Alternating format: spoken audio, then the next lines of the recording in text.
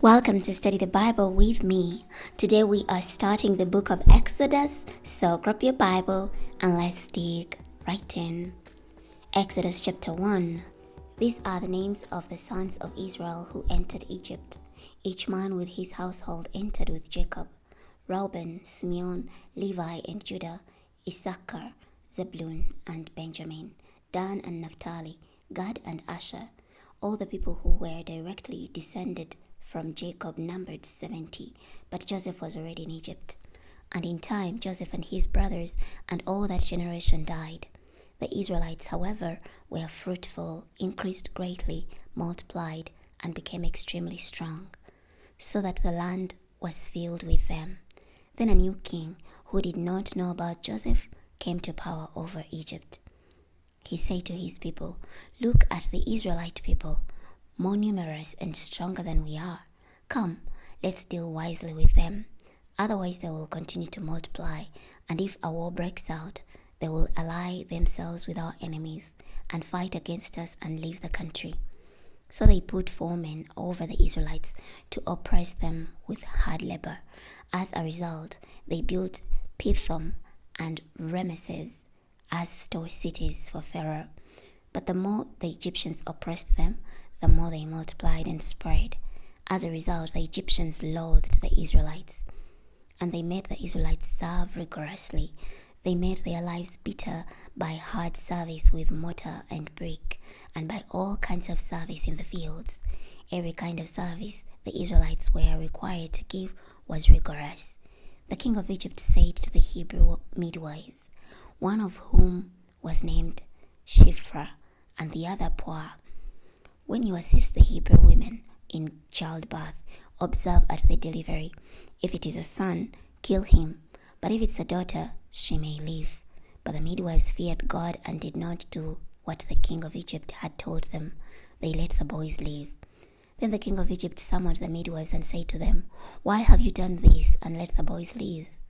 The midwives said to Pharaoh, "Because the Hebrew women are not like the Egyptian women, for the Hebrew women are vigorous. They give birth before the midwife gets to them." So God treated the midwives well, and the people multiplied and became very strong. And because the midwives feared God, he made households for them. Then Pharaoh commanded all the people, "All sons that are born you must throw into the river, but all daughters you may let live." Chapter 2. A man from the household of Levi married a woman who was a descendant of Levi. The woman became pregnant and gave birth to a son. When she saw that he was a healthy child, she hid him for 3 months. But when she was no longer able to hide him, she took a papyrus basket for him and sealed it with bitumen and pitch. She put the child in it and set it among the reeds along the edge of the Nile. His sister stationed herself at a distance to find out what would happen to him. Then the daughter of Pharaoh came down to wash herself by the Nile, while her attendants were walking alongside the river, and she saw the basket among the reeds. She set one of her attendants, took it, opened it, and saw the child, a boy, crying, and she felt compassion for him and said, "This is one of the Hebrews' children." Then her sister said to Pharaoh's daughter, "Shall I go and get a nursing woman for you from the Hebrews, so that she may nurse the child for you?" Pharaoh's daughter said to her, "Yes, do so." So the young girl went and got the child's mother. Pharaoh's daughter said to her, "Take this child and nurse him for me, and I will pay your wages." So the woman took the child and nursed him. When the child grew older, she brought him to Pharaoh's daughter, and he became her son. She named him Moses, saying, "Because I drew him from the water." In those days, when Moses had grown up, he went out to his people and observed their hard labor. And he saw an Egyptian man attacking a Hebrew man, one of his own people. He looked this way and that and saw that no one was there, and then he attacked the Egyptian and concealed the body in the sand. When he went out the next day, there were 2 Hebrew men fighting. So he said to the one who was in the wrong, "Why are you attacking your fellow Hebrew?" The man replied, "Who made you a ruler and judge over us? Are you planning to kill me like you killed that Egyptian?" Then Moses was afraid, thinking, "Surely what I did has become known." When Pharaoh heard about this event, he sought to kill Moses. So Moses fled from Pharaoh and settled in the land of Midian, and he settled by a certain well. Now a priest of Midian had 7 daughters, and they came and began to draw water and fill the troughs in order to water their father's flock. When some shepherds came and drove them away, Moses came up and defended them, and then watered their flock. So when they came home to their father Reuel, he asked, "Why have you come home so early today?" They said, "An Egyptian man rescued us from the shepherds, and he actually drew water for us and watered the flock." He said to his daughters, "So where is he? Why in the world did you leave the man? Call him, so that he may eat a meal with us." Moses agreed to stay with the man, and he gave his daughter Zipporah to Moses in marriage. When he bore a son, Moses named him Gershom, for he said, "I have become a resident foreigner in a foreign land." During that long period of time, the king of Egypt died, and the Israelites groaned because of the slave labor. They cried out, and their desperate cry because of their slave labor went up to God. God heard their groaning. God remembered his covenant with Abraham, with Isaac, and with Jacob. God saw the Israelites, and God understood. Chapter 3. Now Moses was shepherding the flock of his father-in-law Jethro, the priest of Midian, and he led the flock to the far side of the desert and came to the mountain of God, to Horeb. The angel of the Lord appeared to him in a flame of fire from within a bush. He looked, and the bush was ablaze with fire, but it was not being consumed. So Moses thought, "I will turn aside to see this amazing sight. Why does the bush not burn up?" When the Lord saw that he had turned aside to look, God called to him from within the bush and said, "Moses, Moses." And Moses said, "Here I am." God said, "Do not approach any closer. Take your sandals off your feet, for the place where you are standing is holy ground." He added, "I am the God of your father, the God of Abraham, the God of Isaac, the God of Jacob." Then Moses hid his face because he was afraid to look at God. The Lord said, "I have surely seen the affliction of my people who are in Egypt. I have heard their cry because of their taskmasters, for I know their sorrows. I have come down to deliver them from the hand of the Egyptians, and to bring them up from that land to a land that is both good and spacious, to a land flowing with milk and honey, to the region of the Canaanites, Hittites, Amorites, Perizzites, Hivites, and Jebusites. And now, indeed, the cry of the Israelites has come to me, and I have also seen how severely the Egyptians oppress them. So now go, and I will send you to Pharaoh to bring my people the Israelites out of Egypt." Moses said to God, "Who am I that I should go to Pharaoh, or that I should bring the Israelites out of Egypt?" He replied, "Surely I will be with you, and this will be the sign to you that I have sent you. When you bring the people out of Egypt, you and they will serve God on this mountain." Moses said to God, "If I go to the Israelites and tell them, 'The God of your fathers has sent me to you,' and they ask me, 'What is his name?' what should I say to them?" God said to Moses, "I am that I am." And he said, "You must say this to the Israelites, 'I am has sent me to you.'" God also said to Moses, "You must say this to the Israelites, 'The Lord, the God of your fathers, the God of Abraham, the God of Isaac, the God of Jacob, has sent me to you. This is my name forever, and this is my memorial from generation to generation.'